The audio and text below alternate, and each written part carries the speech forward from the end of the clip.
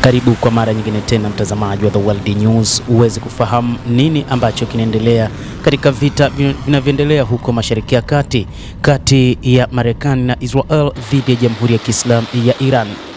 Wakati mmoja kati ya taarifa tulizokuwa nazo ni kwamba wanajeshi wa Marekani karibia 200 wameuawa kutokana na mashambulizi ya kulipa kisasi yaliyofanywa na Iran.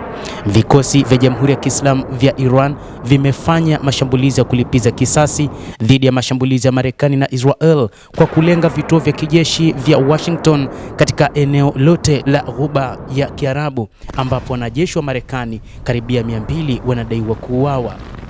Hata hivyo, taarifa ambayo imetolewa kupitia shirika la habari la RT la nchini Urusi linadai kwamba jeshi la walinzi wa mapinduzi ya Kiislamu IRGC limesema Marekani imepata hasara karibia ya watu 200 katika mashambulizi ya kulipiza kisasi ya Iran katika eneo lote la Mashariki ya Kati.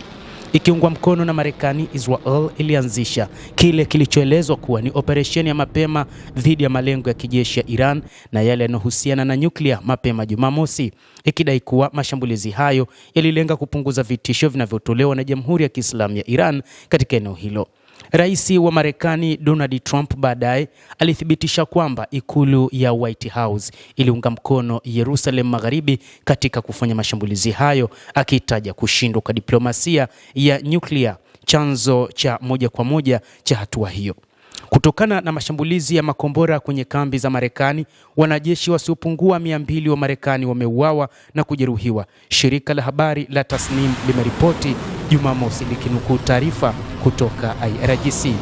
Akizungumzia kulipiza kisasi, jenerali wa IRGC Ebrahim Jabbar alimuonya rais wa Marekani Donald Trump kwamba Jamhuri ya Kiislamu ina uwezo wa hali ya juu na iko tayari kwa mzozo wa muda mrefu.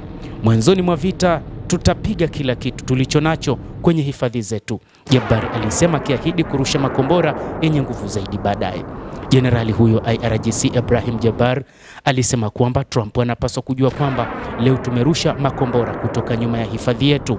Hivi karibuni tutafichua silaha ambazo hamjawahi kuziona hapo awali. Kile ambacho hatujaonyesha hadi sasa na kile kama sisi wa Iran tunavyosema tunapunzika, tutafichua katika siku zijazo, aliongeza Jabbar. Kulipiza kisasi kwa Iran kulilenga vituo kadhaa vya kijeshi vya Marekani katika Mashariki ya Kati, ikiwa ni pamoja na kituo cha usaidizi cha Fifth Fleet huko Bahrain, kambi huko Kurdistan ya Iraq, kambi ya anga ya Al Udeid huko Qatar, lakini pia kambi ya anga ya Al Salem huko Kuwait, lakini kambi ya anga ya Al Dhafra katika Falme za Kiarabu, na kambi ya anga ya Muwafaq Al Salti huko Jordan, na kambi ya anga ya Prince Sultan.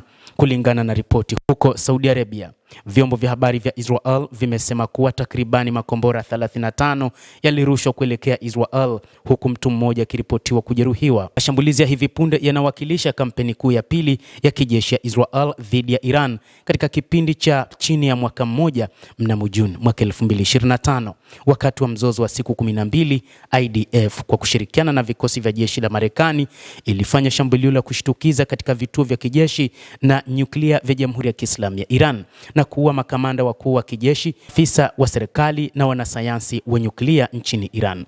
Endelea kutufuatilia mtazamaji wa The World News, na nikusihi usisahau kulike, usisahau kucomment, kadhalika usisahau kusubscribe channel yetu hii upate habari hizi kwa mapana kupitia The World News. Naitwa Dam Hussein, endelea kuwa nasi wakati wote, endelea kutufuatilia uyajue mengi yanayojiri duniani.